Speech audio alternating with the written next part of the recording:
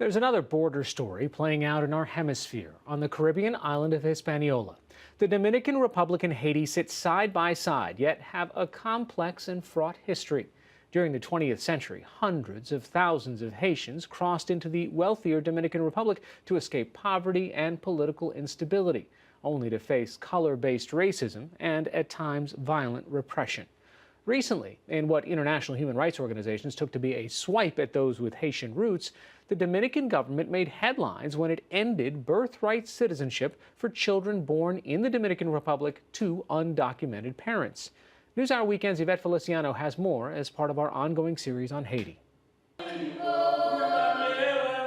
January in the Dominican Republic city of Jimani, near the main border crossing into Haiti. Earlier in the day, 34-year-old Jesus L'Homme Exilaire says he was detained. Exilaire, a Baptist pastor, says he was unjustly held by Dominican immigration authorities for 6 hours. They come and ask me, "Hey you, black guy, where are your documents?" I took them out and they said, "Get on the truck." And while we drove, I asked, "What is the problem here? I have my documents." And they said they had to verify. Exilaire was born in the Dominican Republic to Haitian migrants, and he is a legal resident here. But he is not a Dominican citizen, and he cannot vote. That's because, according to the Dominican government, his Haitian heritage makes Exilaire a foreigner in the country of his birth.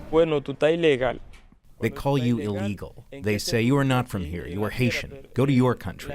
Most of us don't even know Haiti. We don't know anyone there.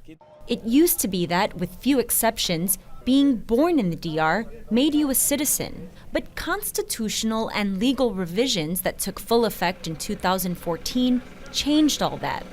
Under the new law, many Dominicans born to undocumented parents between 1929 and 2007 would lose their citizenship. So would their children, their children's children, and on and on. The Dominican government has no estimate of the total number of people affected, but human rights groups estimate hundreds of thousands suddenly lost their citizenship.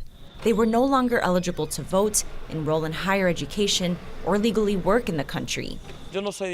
I'm from the Dominican Republic. I am not from Haiti. And they say, "No, you are here, but you are Haitian." Dominican lawmakers said changes to nationality laws were aimed at tackling decades of illegal migration from Haiti.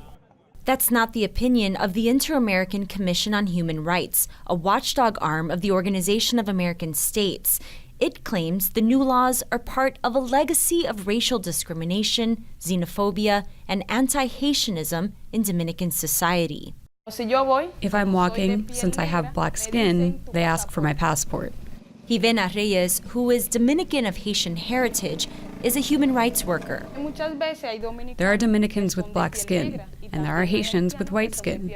I don't understand why they don't hold everyone to the same standard. Many Dominicans walk around without their documents, and if you have no documents on you, how do you prove your nationality? Reyes says there is historical precedent for the charge of racial discrimination. In the 20th century, tens of thousands of Haitians, most of them black, migrated to the Dominican Republic to work in sugarcane fields and construction. But in 1937, Dominican dictator Rafael Trujillo, in an outspoken effort to make Dominican society homogeneous and lighter-skinned, called for the execution of all Haitians in the country. Tens of thousands of Haitian sugarcane laborers were killed by soldiers and Dominican citizens. Decades of colorism and anti-Haitian legislation followed. Vigilante killings of Haitians by Dominicans were documented as recently as 2015. Racism is seen on a daily basis. When I was growing up, since I have black skin, children would call me Haitian devil. That's what they call you. They see you as less than them. Reyes works at Centro Montalvo, a Haitian rights advocacy group in the Dominican Republic. In 2014 and 15, she and other advocates here helped Dominican-born Haitian descendants go through a new registration process the government demanded. Anyone born to undocumented parents and not found in the country's civil registry had to register with the government as a foreigner or face deportation. They gave me documents that say foreigner, and in the back it says cannot vote. I feel it shouldn't be. It is not right. For the children of migrants, things have changed dramatically. Cristina Cuevas Florian is what's known as a human rights defender with Centro Montalvo. They have been stripped of their nationality. They have been stripped of everything. Many have had to grow up fast and mature to the point where they can defend themselves and understand their rights and become documented. But many people weren't allowed to register, according to international observers, including Amnesty International. It claimed the government process was a legal maze that most found impossible to navigate, and some were deported during the registration period without due process. In response, Dominican President Danilo Medina complained the country was wrongly being branded as anti-migrant and racist. He said it was simply implementing its laws and exercising its sovereignty.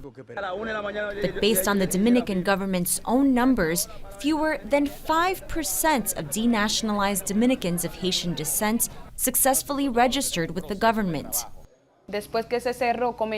When the registration process ended, they started picking up masses of people. Many of those who lived here had their children here, spent years here. They had to leave to Haiti. There were even moments when they went into people's homes to grab them. They'd run after people, so people still feel fear. More than 200,000 Dominicans of Haitian descent and undocumented Haitian migrants either fled or were deported to Haiti between 2015 and 2017, according to the International Organization for Migration. Here, on the Haitian side of the border, makeshift camps sprung up. Willie Pierre works for the Jesuit Haitian rights organization SJM, a French acronym which in English stands for Solidarity with Migrants Along the Haitian Border. They don't have Haitian or Dominican birth certificates, even though they were born on Dominican soil. It's the Dominicans who decided to take away their Dominican citizenship, and they no longer recognize them as Dominican, and we can't recognize them as Haitian. They don't have their feet on any soil. The Dominican-born Haitians became and remain effectively stateless. 42-year-old Virginia Jean, a Haitian national, lived in the Dominican Republic for more than 2 decades. She says 4 of her children were born there and thus were citizens before the new rules took effect, but they were all deported here to Haiti. I was at the market selling food when they went to my house and took my kids. They put them in a vehicle and took them to Haiti. Her 15-year-old son, Innocent, says his experience with an immigration officer was traumatizing.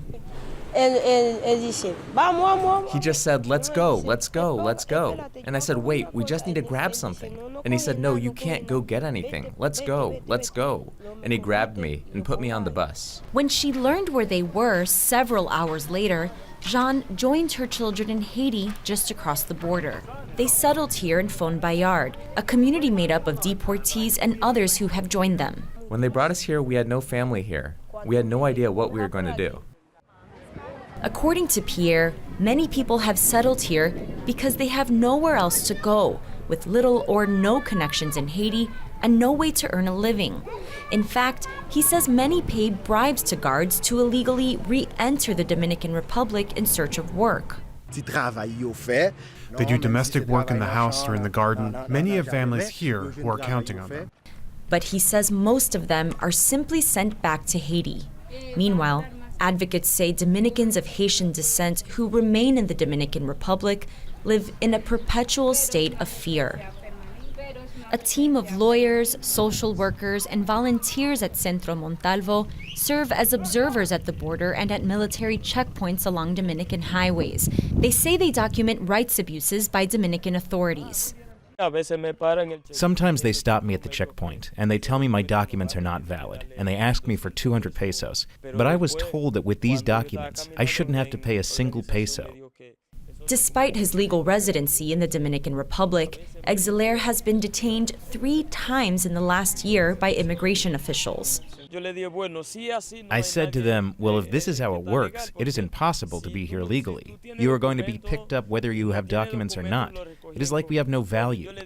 Authorities at the Dominican Republic's Immigration Enforcement Agency, CESFRONT, declined a formal interview, but they told us they investigate any officer accused of asking for or accepting bribes, and that many have been fined and in some cases fired. But officers also admitted that they routinely detain people by racially profiling them. Exelaire says his wife, parents, and several of his siblings were not able to register with the Dominican government, and they live here illegally. They rarely leave their neighborhood for fear of deportation. He says his faith in God helps him cope with his worries about the future.